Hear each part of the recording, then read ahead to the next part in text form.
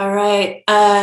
So today in the Sound Lab, we have Bubba, Juggable Offense, and Hi, we're everybody. going to be sharing about Eurorack visuals and a little bit about your, a lot about your process and how you came to be working with these, and a little bit about your history with synthesizers and what all you're up to. Cool. So yeah. All right. Thank you Thank you. so much for having me. Thanks, everybody, for tuning in. So yeah, as we now know, my name is Bubba. I started playing synthesizers in like 2004, 2005. My dad was a synth guy. My dad saw Yes Songs in 1974, the movie, and with a double feature with a film that had an amazing Buchla score that no one has ever heard since, unfortunately. Um, but my dad saw Yes Songs and he saw Rick Wakeman and he said, I want to be that. That's cool. And he was right. It is cool. And so when I was about 10 years old, I started realizing that I was interested in music. And I'm not ashamed of admitting it as a small brained 10-year-old. I was totally like, oh, girls are into musicians. I'll get into music. Maybe that'll be attractive. And then I immediately undermined myself by getting into the nerdiest music imaginable, progressive rock, in the year of our Lord 2005. Um, so at that point, my favorite bands were like Emerson, Lake and Palmer, Yes, Genesis, The Who, etc., and especially ELP. Loved ELP, love ELP to this day, and that is kind of how I got into modular synthesizers. Um, and at that time, like I don't know how much anybody knows about like what it was like to be into synthesizers in 2005, but at that point, this whole modular business was so dramatically different than it is today. Um, like today, it's kind of obvious and self-evident, I think, like what each format is good for. Surge is really cool if you want to like do calculus to make synthesizer music, and Buchla is really cool if you want to do acid to make synthesizer music, and Eurorack is cool if you want to do basically anything at this point. Moog format is really cool if you have a ponytail. I am sporting a ponytail, but I just make Moog format modules. I don't use them at the moment. Um, and at the time, Frac Rack was still a viable format, RIP. Um, Wired 300 was regularly available, and the modules were like 300 or 400 bucks a piece. It was a whole different world. And at the time, there were also like 2.5 Eurorack manufacturers, um, and it was a lot harder. There were like 3 stores, and they were all in California. Um, and I lived in northern Michigan, so like if you've seen the Netflix documentary, John was trying to contact aliens. That story it makes me cry if I think about it too much, because that was so like I'm straight as a freaking board, unfortunately, but like everything else about that story really, really resonated with me as somebody who lived like an hour and a half from where all of that took place in northern Michigan. And that's where I became a musician. That's where I laid the groundwork for getting into all of the music that is featured in that documentary. And so we were living in northern Michigan, and we were looking around at different synthesizer things. And I was like, I want a modular because Keith Emerson has a modular. And obviously, that's the coolest thing on earth. Still is. And so we were looking around. We looked at synthesizers.com and MOTM and Eurorack and Frac and Paya, all the things that were around at the time. We even looked at Schwayman, because like the Schwayman S1 was like the thing at the time. If you wanted a serious analog synthesizer, the option was the Schwayman S1. Um, and we ended up, my dad liked to talk to people on the phone, which I also like to talk to people on the phone. And he kept trying to call Roger at synthesizers.com. And Roger does not talk on the phone with anybody. I'm pretty sure that guy doesn't even talk on the phone to his wife. Um, which now I know is a thing. Like I've talked to enough people who are big Moog format people to know that like Roger only deals with people through email. We had crappy internet up north, and it wasn't just the right thing. And my dad was like, I'm not going to buy, I'm not going to drop $8,000 on a synthesizer if I can't talk to the person who's selling it to me. But on the other hand, MOTM, Paul Schreiber Synthesis Technology, Paul will talk your ear off for the rest of time if you let him. And so him and my dad got on the phone, and we ended up ordering an MOTM system, and we built it from kits when I was like 10 or 11. And so that was my introduction to modular synthesizers. And that was like always around for the entirety of my like teenage years.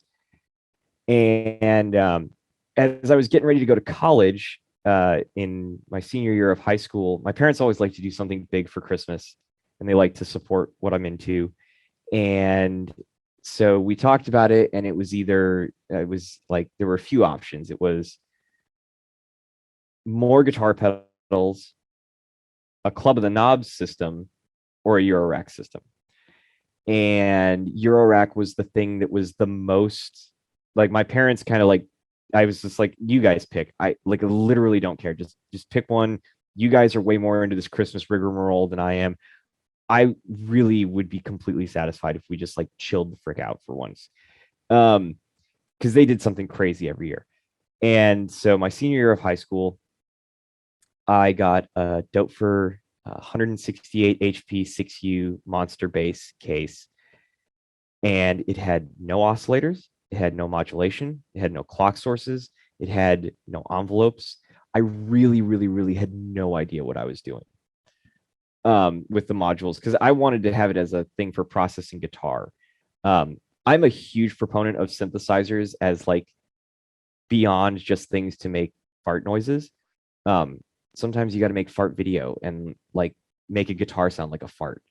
Like I'm really into that stuff. Coming from The Who was my first favorite band, and The Who's like arguably the most famous songs associated with The Who all have some kind of like intense synthesizer processing another instrument element, which has always fascinated me. And so in my system, which I will eventually get around to talking about, I actually have 4 Moleco send return effects loops, which I can use for inputs, outputs, or effects loops, or some combination thereof. But anyways, I got into Eurorack in December 2012 as like a way of processing my guitar and doing more things with guitar processing. And my dad was like, okay, well, if you're going to have a synthesizer, you're going to have the biggest one. So his goal was a module a week. Not my goal. His goal was a module a week. And so he was grabbing stuff all the time. I immediately ballooned to 3 Dope for Monster cases, ended up with a 4th, and then I had a few skiffs, all this craziness. And eventually I kind of got sick of having all that gear, and just my life started to go in different directions. So I started paring down, ended up living on the East Coast. And when I was living in New York City, I sold everything except for my modular, this 9U case. And by that point I was doing video, and I was like, okay, like I can probably just kind of get by with everything that I've been consistently able to get a gig with just this. And then I went on tour. I went on a 2-week tour of Europe with the band that I play in, which is called An Albatross. We're a psychedelic grindcore band. We did that tour, and I sold like my Mellotron and my TTSH leading up to the tour to pay for the tour and to cover things for that. And by the end of the tour, I already had like a super deep spiritual bond with this 9U case with these modules in it, effectively. Like it was already really like, I'd already chosen the synthesizer over like girlfriends in the past, leading up to that moment. And they were bad girlfriends. So like it wasn't exactly a hard choice, but it is what it is. But it was still like a big moment to realize like, wow, this box of circuits means that much to me. I didn't even know that. But when I was living on the East Coast and I did that and joined an Albatross, like this was basically all I had. And this was all I played with them. And I just kind of leaned into it, which is something that I'm a huge proponent of. In terms of like system design and being able to perform with a system, I think it's really, really important for it to not change. And like sometimes it has to change. Okay. Like I'm not saying you should never ever change your synthesizer. I'm not trying to be dogmatic about it. But like I put together this 9U case to be the synthesizer that I was going to be buried with. So I guess I'll start doing kind of the rig rundown thing with it.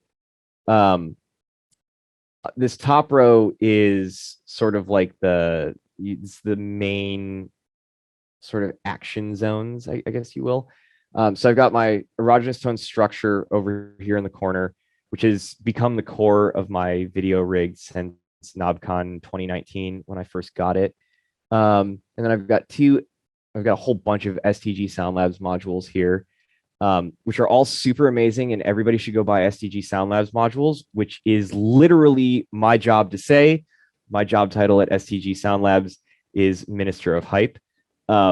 So yeah, STG Sound Labs is what brought me to Illinois from the East Coast. And so what I use from us in the system, the main thing is our .vco, which is a very basic seeming analog oscillator, but it's got a really nifty trick up its sleeve in the drift generator, which is super, super nice for the kind of video that I like to do. Big thing with me in video is I like for it to breathe.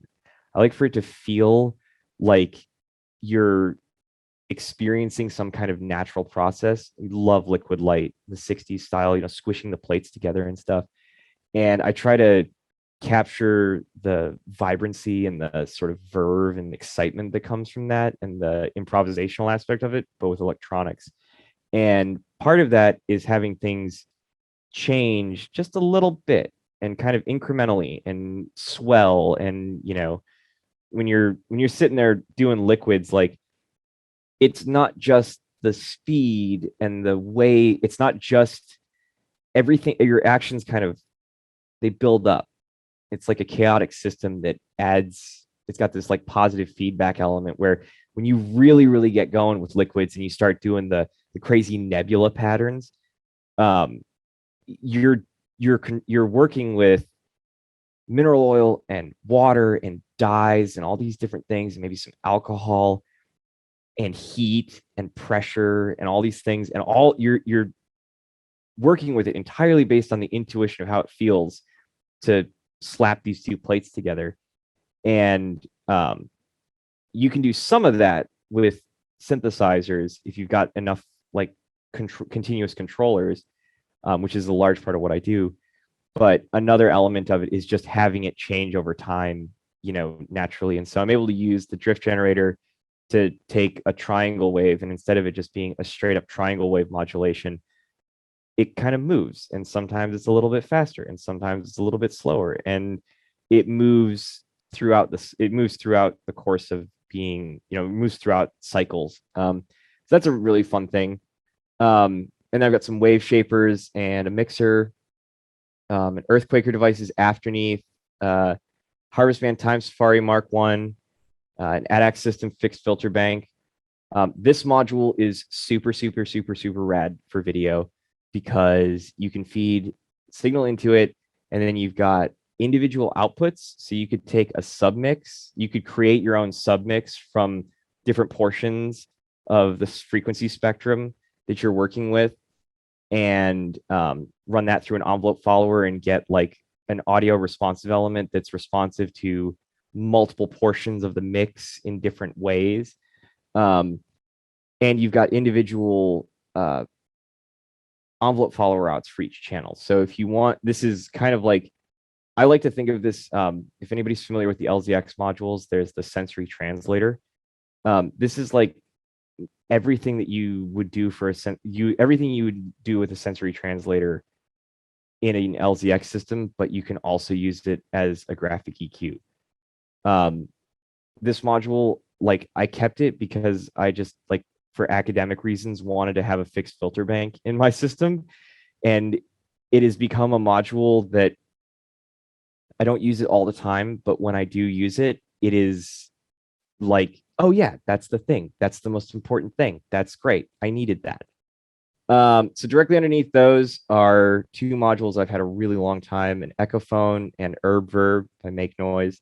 I think at this point we can call these Generation 1, even though like they've called the new Echophone the Miniaphone or whatever. Got some Pittsburgh modular mixers, a couple of STG Sound Labs VCAs, 4 low pass gates, multi-mode filter, Zvex Fuzz Factory module, which this is a great like secret weapon module. If y'all can get your hands on them, by all means, grab one. I picked that up at KnobCon one year. It was like the year that they introduced it, and I got it because I liked the Fuzz Factory pedal, and I like that it's got a continuous control for the fat parameter that is on some of the newer Fuzz Faces or Fuzz Factories, excuse me. Fuzz Factories are based on Fuzz Faces, so it's not the worst gaff, but still. Yeah, so that's a great device. It's a great like audio thing, and it's a great sound source for audio. Like if you want to do some crazy ring modulation or weird FM that's aggressively not tonal, but has some interesting texture to the waveforms, that's a fantastic module. And it's also cool for video as a modulation source, because when you're modulating video, like if you've got something like an LZX Vidiot or you've got an LZX system, you're trying to do FM on like a video rate oscillator, there's a delicate balance between creating a more detailed image that is static or that moves in a very like predictable and sort of like almost, I'm not going to say boring, like it's not like guaranteed to be boring, but it can be boring to just have, as we call it in video worlds, angry plaid. The just raging diagonals and geometry going everywhere. That can be kind of a difficult thing to make a lot of use out of. But one of the things that I've done a lot of, I have an LZX Vidiot stashed somewhere, and I've gotten a lot out of modulating that by taking like guitar pedals, like fuzz pedals, and running them in the Moleco send returns, and then doing a feedback loop, just patching a stackable to input and output, and then going out, and then using that as a modulation source. And so there's something about fuzz pedals, there's something about the waveforms that they make that are really, really interesting, that when you put them in feedback loops, that are useful in these kinds of contexts. So the last two things in here, one of these, these are the other two video modules. On the end is an Afterlife Laboratories video motion, which is a very basic like utility animation generator. And so it's got a couple of LFOs, a smooth step random voltage, and a white noise generator, with some interesting little twists. That's a really fun module. I really like it because it just does the thing, it just does what it does. And it's always good in, kind of like what I was saying about having things kind of move and breathe and follow a sort of natural curve. That module is fantastic for that, especially the smooth step random generator, because you can crank the slew up a lot and have it move very, very subtly, or you can have it kind of jitter around. So that's kind of always patched somewhere. And the LFOs in that are also kind of always patched somewhere. And then the bottom row of the system is a little simpler. There's 2 Dope for joysticks, 2 Make Noise maths, OG maths, pre-2013, because in this house we respect the lightning bolts, and dual crossfader, ring mod sample and hold, dual woggle bugs, generation 2 woggle bugs because they actually make sense, and some utility stuff. So that's the system. That's the modular. That's kind of like, this is my baby. The other things that are relevant to the modular, which I should get into, is coming up. So connected to the modular and set up over here in this completely inconvenient spot where I can't do anything with it is a typey keyboard for doing text generator stuff with structure. That takes a little while to set up, and I just finished putting this rig together like 15 minutes before we started the Zoom call. So I didn't quite have time to like set up any fun text stuff. But that's a really cool thing. Something that I love about the erogenous tone structure, and I know we have a structure user in the chat, so hell yeah, go structure fam. Something I love about structure is that with a conscious enough workflow, and if you take the time to learn how to use it, there really isn't much you can't do. And that's super exciting to me. It is its own like modular video studio that you can only do one thing at a time on, which is exciting to me because like I yearn for the days when you made movies by like going back and forth between 3 VHS decks. And I see somebody asking if I do my own shaders. I do not. I did not do that well in college. I did study engineering in college. I just didn't do that good at it. And I don't do any of my own. I have some ideas that I would love to convince somebody to do for me. But basically what I found is that there is so much within structure that you can put 5 or 6 or 10 people who use structure regularly in the same room and have them compare presets, and everybody's going to be doing something completely different. And they've expanded it recently. One of the more recent firmware updates on it is just the most amazing thing. They added these math operators. So you've got 5 CV inputs on structure, and some of them can be configured for different things. Like the first and second inputs can take audio, and the other ones can only take DC voltages. But it's a really, really, really useful thing to have the ability to take signals from the outside world and then do things to them and then use that as your modulation. So I've actually been able to streamline a lot of the more complicated patching that I would normally do, and just go kind of back to basics. Go to this thing where it's like, okay, I'm going to patch in like the video motion, and there's going to be these, there's going to be this overall texture to this, but it's going to be affecting each thing a little bit differently, as if I had like 4 times as many VCAs and mixers in the rig. So that's a very, very crucial thing to what I do. And yeah, that's kind of the core of it. The other controller that I use for structure, and this is kind of a cheat code for using structure to add a MIDI controller, and especially one that's this much fun. But I grabbed this with my Trump bucks. Remember that? Remember those days? That was a crazy time. So I grabbed a Sensel Morph with the Buchla Thunder overlay, which is like, I've always loved the Thunder. I think it's just a super fun and goofy product that totally deserves to be used a lot more. And let me see, let me get this into view. All right, perfect.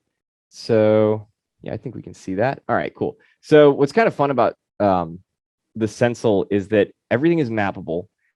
So I defined a set of CCs for this thing to spit out when I touch different pads. And I just remembered what those were. I decided there was only one set of like one overlay set that I needed. It's very basic. CC1 to like CC12 are laid out the way that it would make sense. And then like got a little bit of extra on the XY pads. What this allows me to do is take each patch that I save in structure and kind of categorize them by node sets. So in structure, you've got these different nodes, these different shaders, combinations of shaders. And when you combine them in different ways, you can control them in different ways. And when you save a preset, you can save sort of like the different control arrangements. So what I do is like in this patch that's doing the stuff that we're keying in right now, it's kind of in the background. There's a simulated video feedback element in structure. There's a video input, and there's one effect and a mixer. And the effect that I'm using is an inverting colorizer. This is also like the ultimate cheat code for getting a ton of variation out of one patch for an entire night with structure. Is do a feedback patch, throw the inverting colorizer in. It's called invert in the effects node sets. And then I take these 3 pads on the end, pull a little bit out. Yeah. I think these 3 pads on the end. And now all I have to do if I want to do interesting color variation is just put my fingers down in the same spot every time. Anytime I'm doing something with anything like this, I'm able to just like grab at it and do interesting stuff. So again, you know, I figured out a thing that worked and then I just ran with it. Big on surrendering to the flow, as we say in the fish community. And there's other things like when I'm doing, like I always set up my mixer, my video mixers within structure to be on like this pad and this pad, or excuse me, this pad, and this pad, because it's a hand shape that makes sense to me. It's a hand shape that makes a certain amount of sense. It's comfortable, and I can just like go in and I can like put my hand right up on this thing and actually like feel my way into whatever it is I'm looking for. Bubba, there's Yes. actually a question from Anda. Yes. Do you take the resolution as it is from the tones, or use anything to upscale at times? So right now you're seeing a little bit of upscaling. Actually no, there's no upscaling right now. So at the very end of the rig that is here, it goes out and into a Roland V4EX video mixer, which is kind of the newer version of the classic V4, this guy right here. And the V4 does have a scaling option. I'm not as much of a Luddite as I'm going to sound like when I say this, but high definition was a mistake. Everything beyond 4.3, like 720p it's all been bad. Everything has looked worse since then, in my opinion. Like I'm totally a dork that is like, oh yeah, low resolution. That's what it's supposed to look like. But I recognize that that's not for everybody. I do have some HDMI upscalers and downscalers that I always keep in a road case in case I have the opportunity to like collaborate or do something with people or do, you know, connect to a rig or a projector or whatever that that can you know, like I want to be as adaptable as possible in the long run. But with this rig, I purposely made this rig all composite because I've been mixing formats, and I've been mixing between HDMI and composite and BNC and RCA, and it just got exhausting. And I mean, I love BNC because BNC is like rock solid, and you know, you can dangle a freaking Pinto from a BNC cable and it won't break. But RCA was way easier. It's way easier to replace cables if they do die. And at the end of the day, like I'm using, so the modular is kind of the core of it all. And then underneath the video mix, these 2 video mixers and this SP404 for video, I'm also running 3 Raspberry Pis, and all of those, like, they work a little bit better and they run a little bit cooler if you run composite instead of HDMI, which is an advantage because I am a durational performer. I don't like to do video for just one set. I like to get there before everyone else and set my stuff up and then like chain smoke until the very first band starts and then go all night and then tear down when everybody's like done tearing their amplifiers and all that garbage out of the way. So I try to do like the lower computing power but still looking good kind of thing. So yeah, that's kind of the long and short answer. it kind of doesn't it doesn't affect me. Like I stopped caring about like movies and TV and stuff a long time ago, long before I got into video even. And when I got into video, which this is kind of a nice segue, when I got into video, the reason I got into video was I was doing all this stuff with Eurorack audio and guitar and stuff. But when you bring an 8-foot table to set your synthesizer up on, it's pretty hard to look engaging, especially to people who are not other synth nerds. This is like 2012, 2013. So like there was no modular on the spot. There was none of this stuff that you kids have these days. By the way, I'm almost certain that I'm younger than all of you, but we're just gonna let that slide. Yeah, like I got into video because it was like I'd go on Modular Grid to waste time in my senior year of high school, and I'd be scrolling through and I'd see video as like a category of module, and I was like, whoa, what is that all about? And so I started learning about LZX. This was still generation 1 LZX era, like, and still kind of the beginning of it, which I didn't quite realize at the time. But it was either at that point it was LZX or Dave Jones. Dave Jones had the MVIP, which is a super cool module, if you can find one. And I harassed him about it every 2 weeks for like 8 or 9 months. Because he was like, they weren't available anywhere, and he has an email address on his website, so what the hell. So I would email him and he'd be like, contact me in 2 weeks. And I'd be like, okay, hey man, what's up? You said to contact you in 2 weeks. It's been 2 weeks. Finally, I bought one from eBay Germany.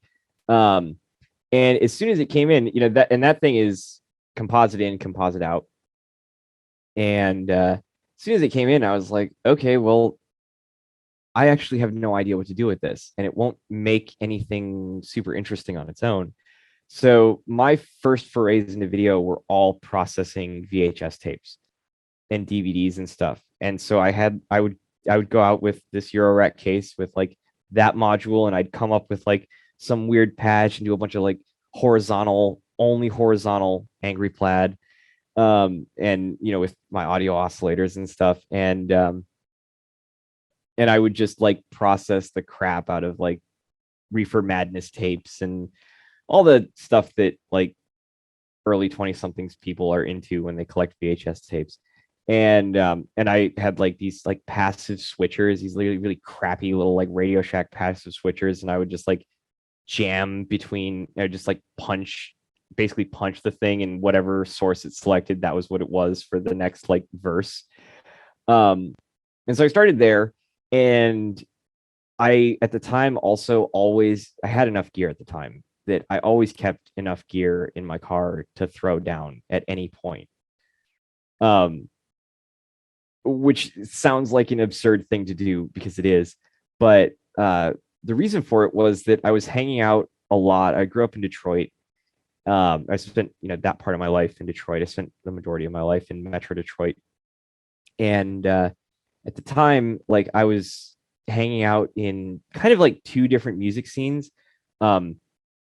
super emotional, like shoegaze music and free jazz. And so I would like kind of ping pong between like angsty teenager music and like all these people who had like super, like relatively decent day jobs at like libraries and as social workers and stuff that would, they'd all like meet up at like this art center in like a super sketchy neighborhood, and we'd sit around and do free jazz experiments. And there was one where like I walked in, and everybody dresses like an adult at these things, and I dressed then pretty much exactly the same way I dress now, except I had bell bottoms and a headband.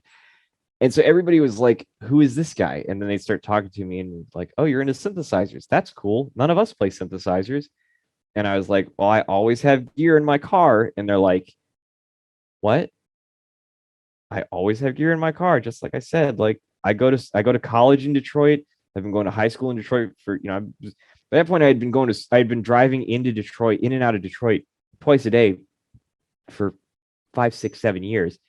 So it was completely nothing to me to just drive around with like $10,000 in my car, in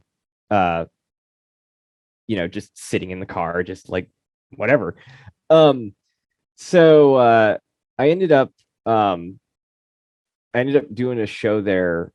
Like I showed up just because it was like, oh cool, the homies are doing a free jazz gig, and I didn't even make it in the door. Like I walked in, and like I just as soon as I was like in anyone's line of sight, somebody says, "Hey Bubba, you got your synthesizer?"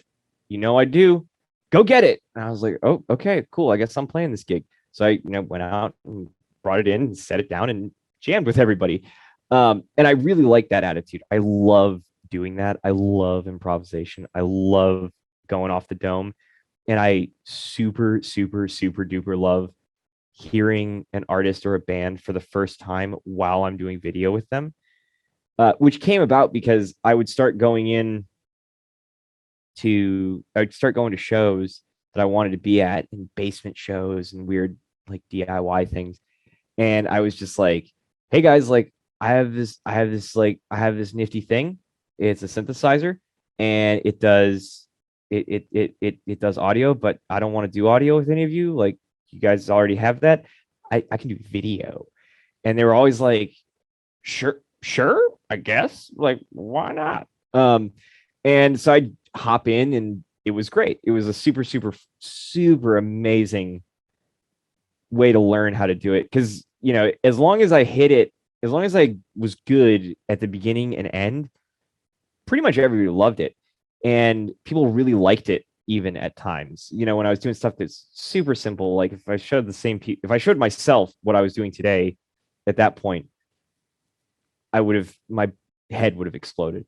But I found myself realizing that people appreciated it. They liked it when I was around when I did that, and it made me happy. And I almost started dancing in public at that point.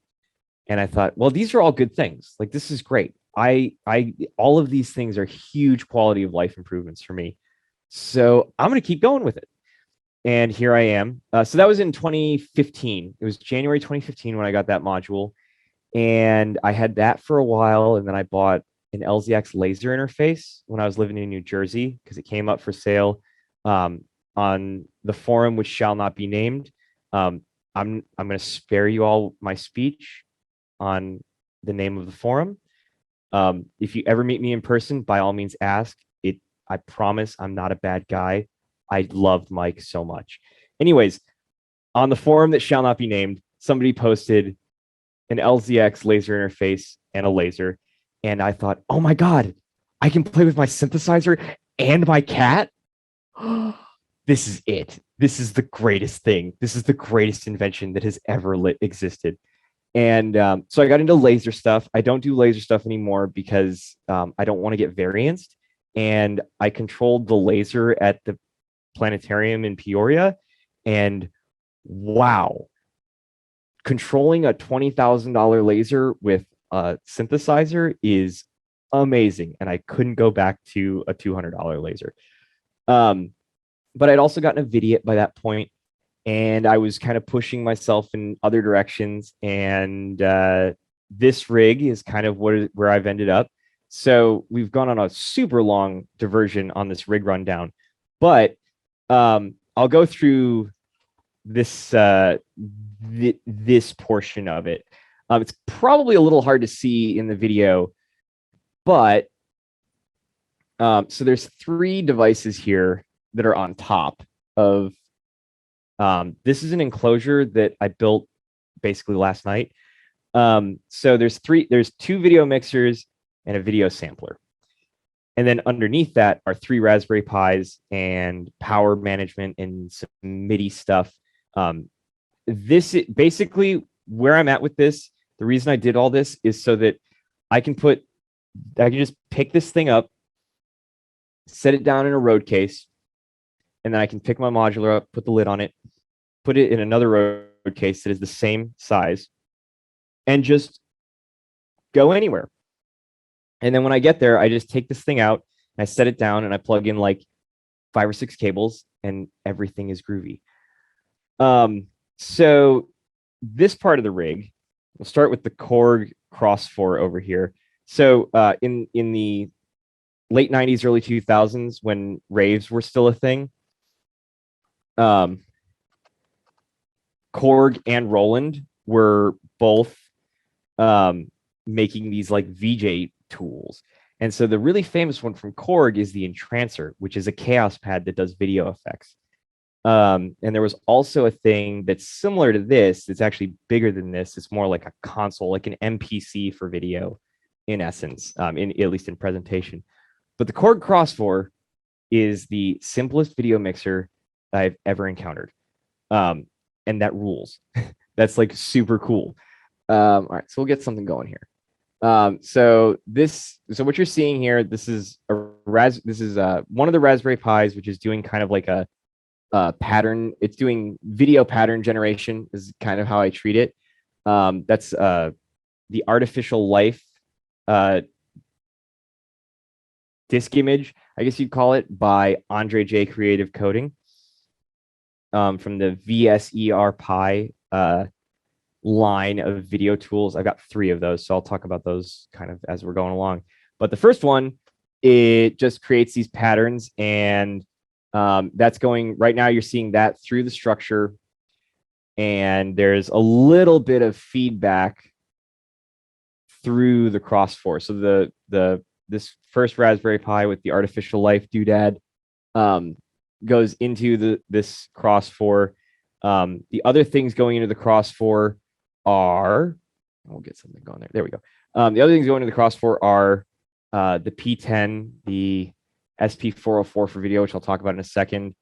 The direct, one of the outputs from Structure. Structure has 2 outputs, which 2 video outputs, which you can use for kind of like a preview and as a main out. I use it to do feedback, so I'll go out of one, back into the Cross 4, and then out of the other output into the V4.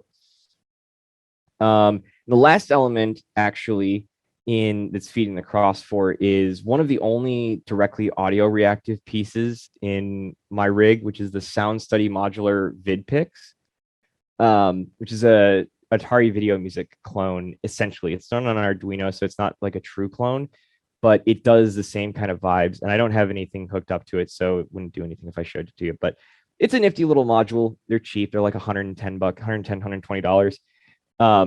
And that's ultra low resolution. It's actually like the video frame that it produces is smaller than the frame that Structure is expecting. So I get some interesting like edge feedback with that, which you might be seeing a little bit of that, as I start to bring in like the keying on this V4, some of this stuff on the edges, which, see, I'll try to point to it. Some of this stuff on the edges, you get kind of like that stuff going on with the VidPix pretty naturally. But out of the Cross 4, it goes into Structure, so we can get feedback through Structure. And then we go through 2 other Raspberry Pis. One of them is a colorizer, but the MIDI interface that I've got hooked up to that is totally dead. Which is totally my fault, by the way. I think I have one of the other dead ones here. I do want to show this to everybody if I can, because it is kind of funny. All right, looks like I don't have it. So I found these USB MIDI interfaces on Amazon that, for whatever reason, the 2 MIDI cables were held together not with glue but with a zipper. I don't know why. I have no idea why anybody would have ever wanted this, but I bought 3 of them. No, I bought 5 of them because I knew that they were going to be trash, and I've gone through 3 of them now, I think. So I only have one working MIDI interface for controlling the other Raspberry Pis. But let's see. Oh yeah, that guy's not even on right now, probably. But this is the output from the Raspberry Pi that I can control. And this Raspberry Pi is doing kind of a simulacra of slit scan photography. which is the thing that made the best part of 2001: A Space Odyssey the best part, the Stargate sequence. So that technique was invented. Well, I don't know if it was. I don't know if we would say it's invented, but it was perfected by a guy named Douglas Trumbull on the set for 2001: A Space Odyssey. And Andre J over at Andre J Creative Coding has done an amazing little Raspberry Pi version of it. And it's a difficult thing to describe. It's kind of like a video delay line. So it takes the video in and then it actually modulates and processes the video based on let's see if I can pull it up. Yeah, you can kind of see it in that upper left corner. So that grayscale image is essentially distorting the time component of what you're seeing. And so it reads in, it fills up like a frame buffer, and then it'll scrub through that frame buffer based on that. It's a complicated thing. I don't understand it super, super well, but it's a really fun thing to play with. And you can do some interesting transformations of video images with it. So this, what the initial image for this, we'll make it a little bit clearer, is essentially that. Or it started as that at least. And we're getting like the frame buffer has some junk in it right now, it looks like. Yeah. So the frame buffer had a little bit of junk in it from when I was testing everything. But now we're seeing the output of the Cross4 video mixer going through the slit scan generator. So it's getting kind of bent and warbly. I love this effect. I use this all the time, and it's great for keying. It's great to key stuff into this, like that. Well, not the best thing, but you know, there's me underneath it. And let's see, we'll do it like that. So now we've got this slit scanned image creating sort of our overlayer, and that can be moved and affected in different ways. Can get a nice like rippling pattern with it and then do something behind it. And what's behind it right now is the direct output from structure, which has a few different things going on. But yeah, so from there it goes from there, go back to that. So the end of the chain is the V4. The V4 gets signal from it gets a direct signal from structure. It gets a signal from the two processing Raspberry Pi, so the one we were just looking at, and the colorizer. And it gets a direct output from this guy, the Adderall P10, which is a visual sampler. And this is a really, really, really, really fun device. So to demonstrate it, I'm going to hit record, and I'm just going to move my hands around a little bit. And then I'm going to put that in pad 3. And then I'm going to play that. And now that's going to move around, and we'll be able to use that as the input for the rest of the system. So pretty soon here, that should propagate through. Bubba, what's the name of that device again? So the Raspberry Pi stuff, it's all VSE RPI by Andre J Creative Coding. I think it's andrejcreativecoding.com or .net maybe, I don't know. But Andre's a really cool dude, lives in New York. I used to hang out with him when I lived in New York. Really, really, really a sweetheart. Super weird. Has a huge hatred for the way we count time. He hates the whole 60-second thing. Calls it a throwback to Babylon or something. But he's a really, really, really smart and sweet guy, and super fun to learn from. And he has these really cool tools that he makes. The VSER Pi universe, if you're trying to get into video, or if you're trying to do more with video and you maybe don't know how to like invest or what to do, there is nothing better than the VSE Pi line, I think. So I built these with I built these three when the second stimulus check hit. I drove down to St. Louis, which is about 3 hours from here, because that was where the nearest micro center is, and I bought a pile of Raspberry Pis and a bunch of SD cards, and I got them up and running. It's very, very, very straightforward to put together a little rig with these as kind of your core, and they're buried underneath. Otherwise, I'd show you guys what the setup is like. But there's nothing to see. It's just like a little Raspberry Pi, just a little box, and they're super fun. So I'm using Artificial Life, Temporal Vortex is the slit scan, and then Chromatic Aberration is the colorizer that I use, that I'm not going to demonstrate because it's not doing anything, because I can't control it. But there's also Wavepool is another one that he makes. That Wavepool is super interesting. It's similar to a lot of the stuff that I do on Structure with feedback and with simulated feedback. Wavepool is designed to do simulated feedback. And it's a very, very, very interesting device. I'm actually probably going to replace the colorizer in this rig with a Wavepool. And it's super easy to do that because you just download a different disk image and flash it to your SD card that has all of the important information about how to operate for your Raspberry Pi. You just stick that in and you're ready to go. But yeah, the P10. So the P10 is a new thing. This Roland sampler guy. Turn off that. And this is also how I'm getting the camera into the rig, because this rig is the first time in my life that I've had a video rig that was, as I call it, full and complete. Cross 4 has 4 inputs and 3 outputs. All 4 inputs and all 3 outputs are in use. The V4 has 4 inputs, using all 4 inputs, and I will certainly use all the outputs by the time all said and done for any kind of gig situation.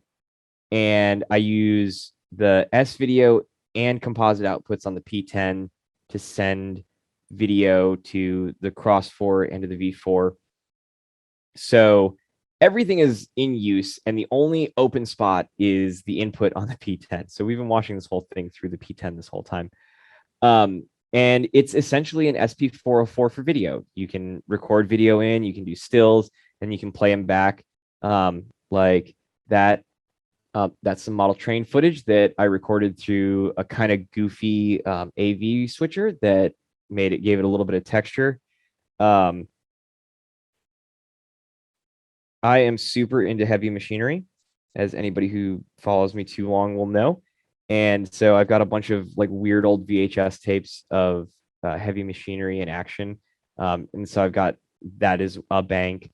Here we go. This is a good thing. This is good because I do want to talk about this particular workflow that this is for. So this is a recording that I made off of Structure actually a couple weeks ago now, for a commission that I'm working on. And this is a really, really, really basic Structure patch. It's like a generative shader. It's a basic shader that does like Moira patterns and a very, very subtle feedback patch, feedback situation. And I played with it a little bit over the course of the time that I was recording, but for the most part, I just let it run. And the reason I did that was so that I could do stuff like this. So now we're keying in, we're luma keying in, we're taking the whitest portions of the signal out and replacing them with this image, which is that same video signal being fed into the slit scan generator. Or we can do Structure. We can do more feedback and we can do more processing to it, and then incorporate that in So you get, I like this because I like the negative space element to it. And I like the idea that like I can force symmetry if I want it, but you know, there's a lot of room in this image for me to, there's a lot of room, there's a lot of blank space and a lot of room for the detail that is there to really pop and to look nice. And this setup, when I'm actually done putting it together, my default workflow is going to be to patch out of the V4 directly back into the P10 so that I can do exactly what I'm showing you here. You know, start with something on structure, like I think I have this you have this preset saved. So now, like right now, essentially, it's not patched in a way where I can record it and demonstrate what I'm trying to demonstrate. But you know, this is the patch running on structure that I recorded to record that thing. And so I can take this and I can record it and I can play with it, do different stuff to it as like during the first set at a show, for example, and I can just record the whole first set with, you know, this kind of basic pattern image making and save it onto the P10 and just be like, okay, cool, that's on the P10. Now I'm going to use that in a larger piece. Like right now we're keying in a recording of the same, we've got a recording of this patch and we've got the patch happening live being keyed together. And this actually looks really cool. Thanks everybody. Thank you for indulging. It does look really cool. Yeah. And I like that's another thing. Like as an artist, I think it's really easy to struggle with self-doubt. I'm sure we've all been there. And I have not struggled with self-doubt in a long time because I like what I make and no one complains about it. It's the simplest like thing. It sounds really dumb, but when I started doing these, you know, I started doing rock and roll shows and like punk shows and stuff, doing video art at it. I was like, well, if they give me shit for it, then I probably did something wrong. But if everybody's happy and everybody says nice things to me, then whatever I did, it's right. And as long as, you know, to thine own bad self be true at all times, as long as you keep that going and as long as you're true to yourself in everything you make, and you're like, well, I'm happy with this, so if you're happy with it, then we all win, is a very, very healthy attitude for video artists, I think, and for all artists, really. But it's especially easy, I think, for video artists to kind of have that luxury because, you know, we're doing this thing that's kind of weird and it's a little bit esoteric, but you can kind of jump in and be like, well, you don't have to understand it. It just is. It's just a neat thing, and just roll with it. And people tend to respond, which is really nice. And it helps that when I'm performing, as Shonda knows, from this year's KnobCon, some people don't like to look like they're having fun when I'm performing. I only ever look like I'm having fun when I'm performing. You know, normally at a show, like a, you know, regular ass rock and roll show, right? Like I'm just chilling, you know, hanging out with my buds or whatever. Like I'll be sitting there like this the whole time. And I'm having a great time. I promise you I'm having a great time. But I'm just sitting there with my arms crossed. You put the gear in front of me, I'm shaking my butt, you know, I'm twerking, I'm doing all kinds of silly shit. And that's it's become a really, really important thing to me. So yeah, doing video has been super fun. And it's opened up a lot of doors for me, and it's opened up the doors to being in the band I'm in. And Albatross released a record in 2003 called We Are the Laser Viking. So being a laser artist, when I met them, I like started talking to him, and as we were like doing our introductions and stuff, at one point I just kind of was like, so listen, I am the fucking Laser Viking. I should be in this band. And that worked. Like that astonishingly, that worked. I also had a recommendation from Beyonce's vocal effects engineer, but I laid the seeds with that. Let's see. It looks like we've been going for a minute. Do we have questions? Do we have things that we need to do we have anything that we need to ask about, or should I start talking about other things? This has been great, chock full. Yeah, does anybody have any questions? I have a couple if Yeah, I have to say, this has been excellent. I've been trying Yeah. to, as you've been mentioning things, I have been dropping the links in the chat as Cool. well, just so people will have those for reference for later. But does anyone else have? Yeah, I have a question. Sure, jump in. Yeah. Hey, yeah, I'm the erogenous tones owner. Right on. So, you mentioned using pedals and different things with it and doing send effects.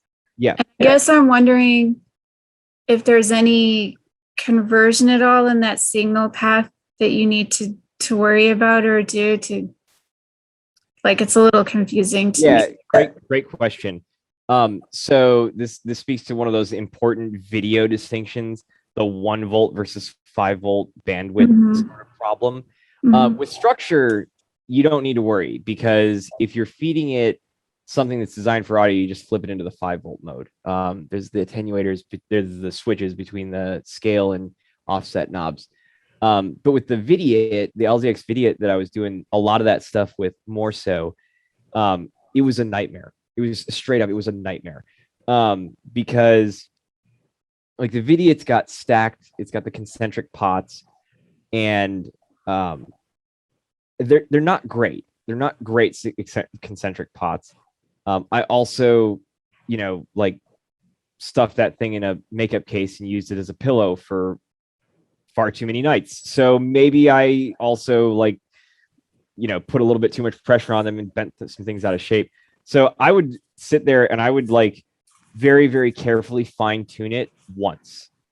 So I would fine tune the attenuator on the input, attenuators on the inputs of my CV things that I was going to be working with to be kind of maxed out at 20% or whatever, to drop it down to 1 volt. And then I would run, so I do like the feedback loop thing with the MXR blue box, especially. And I'd run that and a simpler, just straight up just an oscillator, the MMG, the make noise MMG was always a favorite for that. You just crank the resonance all the way up and you get a sine wave.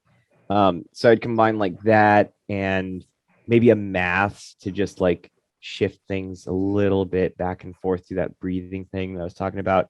So I'd mix all of those with just a standard Pittsburgh, $89 mixer, and then run that signal, run out of that into the Vidiot, because it would give me. It gave me the ability, I'm adding a bunch of crap in the signal chain, but it gave me the ability to just zero out some portion of it and be like, okay, am I getting aggressive, angry plaid scrolling because I bumped something on the Vidiot, or is it because I bumped something on the blue box, or is it because of something else? It gave me the ability to kind of break things down. So I always try to put a mixture between any of the CV inputs that I think I'm going to be sending more than one thing to. So the way that I patch structure, I run 2 triangle waves from the 2 .VCOs, the 2 STG .VCOs into VCAs, and then out of the VCAs essentially into structure. I've also got one of them patched through the middle portion of a math to do some voltage math and to be able to do offsets, and to spin around, especially when I'm doing the rotating feedback stuff.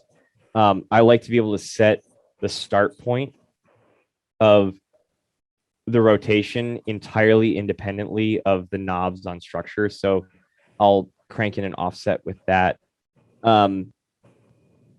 But so those two things, those two, they don't, there's not a ton of mixing that goes on, because those two signals are specifically meant to be drifting triangle waves. Like I just want that thing. Like if I use inputs 4 and 5, it's gonna be drifting triangle waves. And then the other 3 inputs on structure, they each have their own mixer. And eventually I'm gonna change these out for the Pittsburgh 2+2 mixers, because for doing video stuff, I don't really find myself mixing more than 2 sources at a time.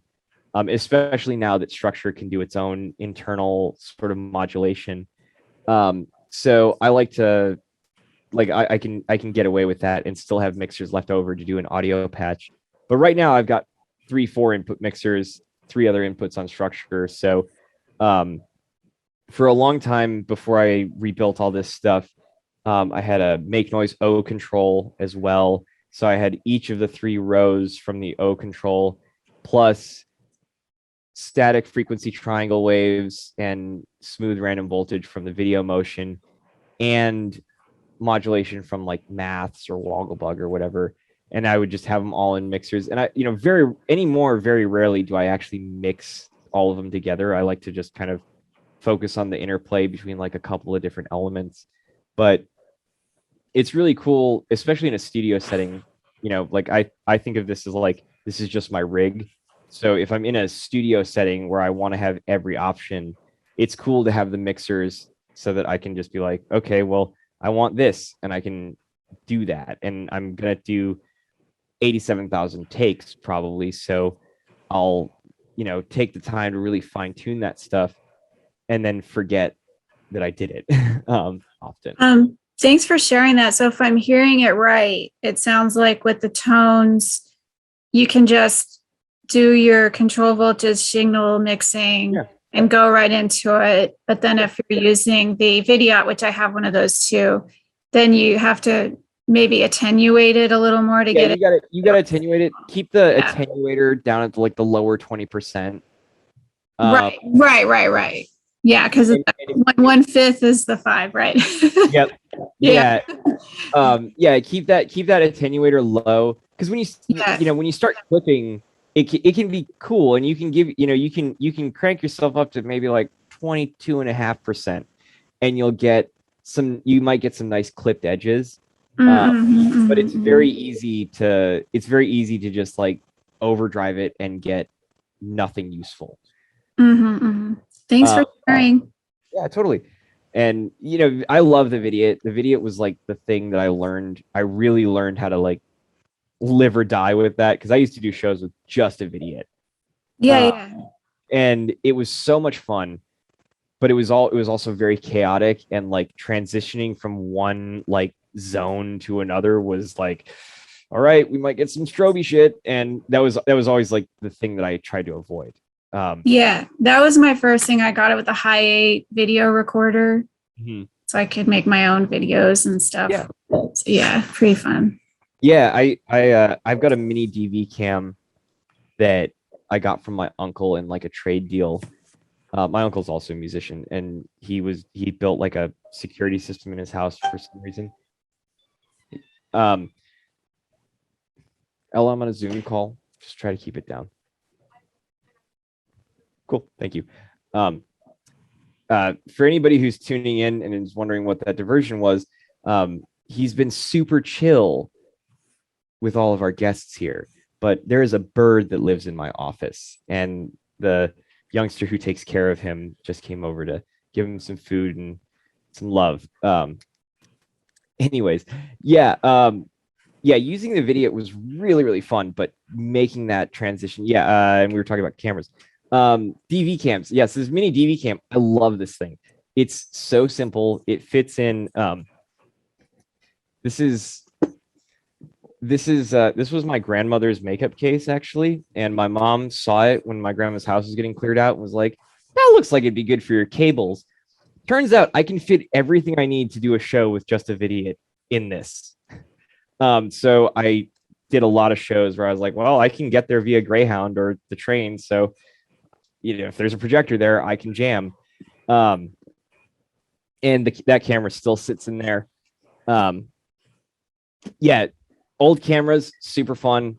I totally recommend everybody go check out. Go grab old cameras, save them before they all end up in the dumpster, because they are fun and they have character. The camera that is acting as a webcam for this is a Bosch security camera. And if I like jingle the cable, it starts glitching and stuff, and it's got a little bit of a mysterious vibe to it. I think it's actually David Lynch who is gone on record saying that his all-time favorite camera is some like prosumer like Panasonic thing from the mid 90s because it's got a mysterious character, as he calls it. All right, who's next? Who's got more questions? I had a question. I'm probably the second structure owner. How are you connecting your Stencil Morph to your structure? So the Morph is the structure is a USB MIDI host. Correct. So the cable that goes from the structure goes into a USB hub that also happens to be a typing keyboard, and then USB out of that straight into structure, or excuse me, straight into the Stencil.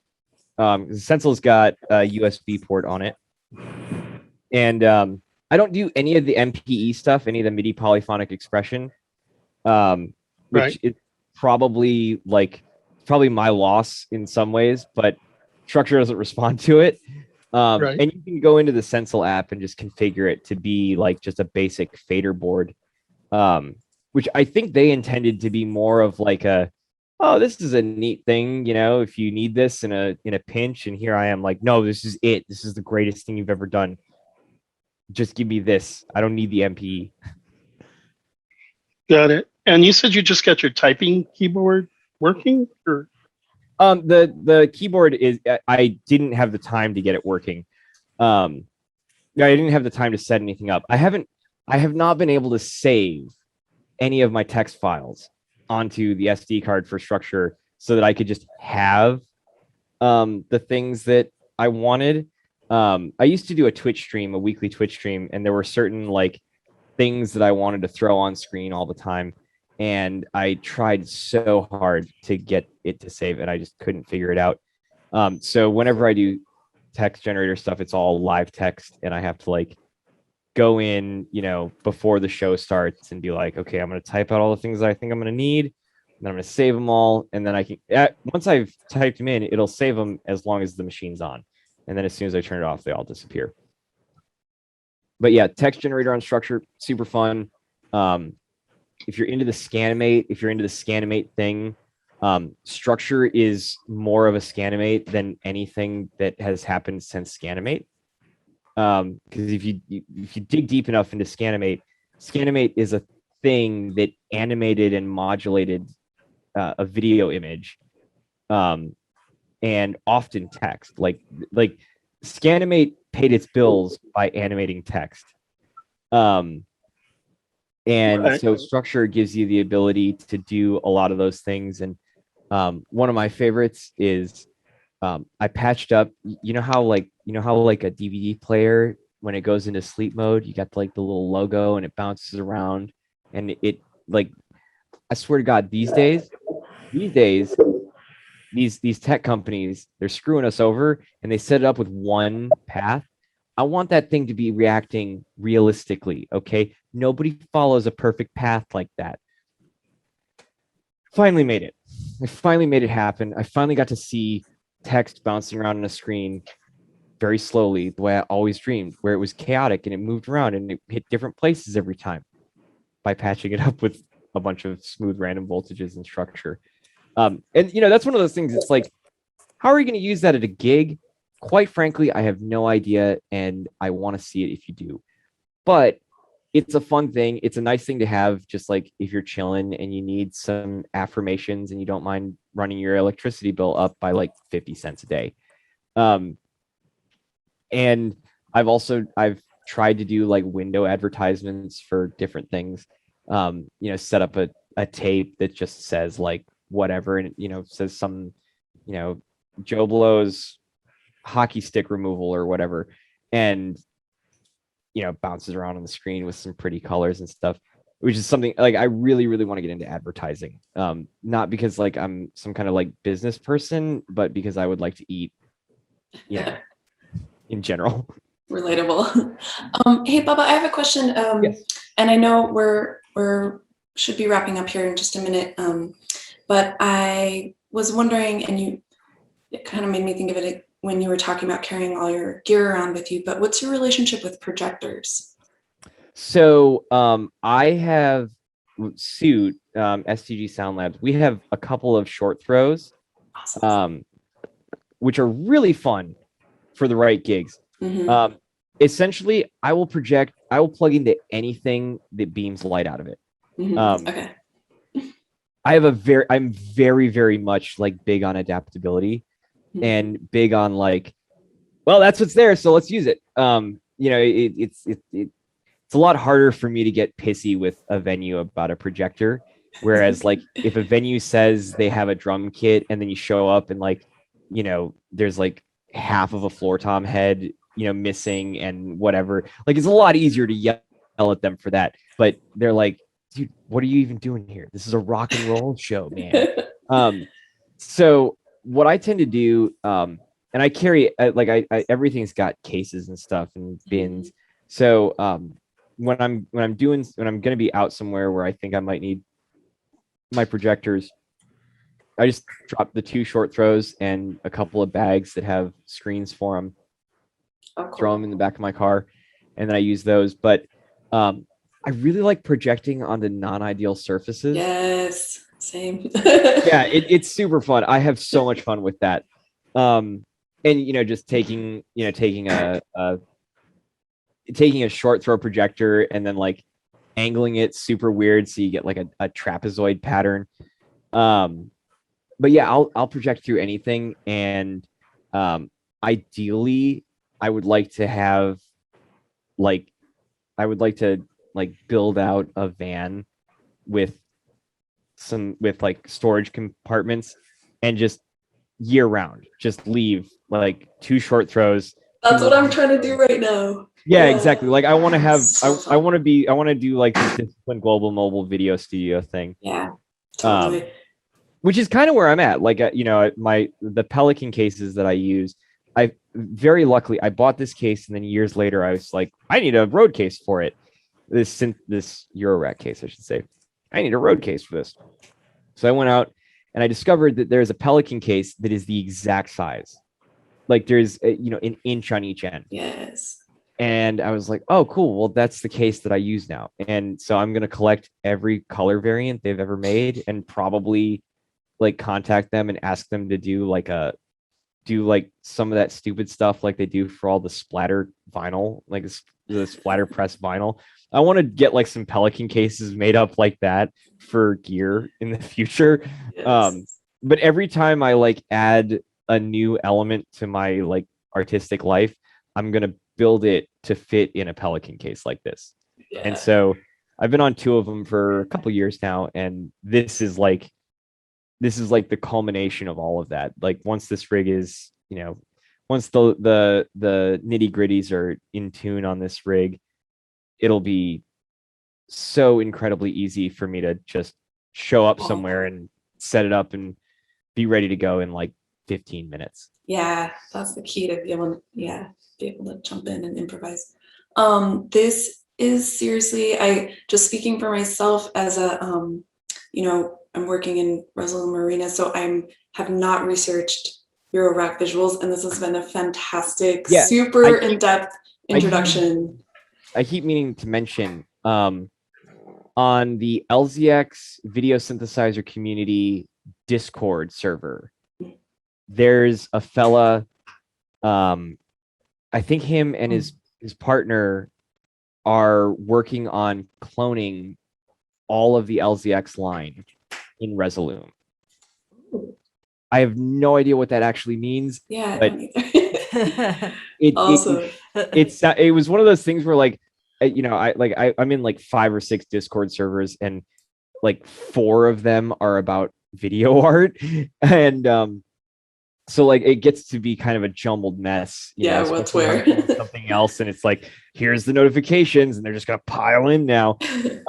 But that has been a thing that I've been seeing, is like, oh yeah, today I'm gonna work more on bringing LZX into Resolume, and it's like, I know you're not talking about plugging a Blackmagic Intensity shuttle in. I know you're talking about doing like serious coding. So by all means, go hang out there. People are Yeah, I'll doing check it out. crazy stuff. Very Yes. cool. Yeah, this has been super informative. I mean, I learned a lot of stuff today, including Yeah. the DNC. So I glad. thought you said DNC at first. I was like, what is DNC? But thank you, Milar,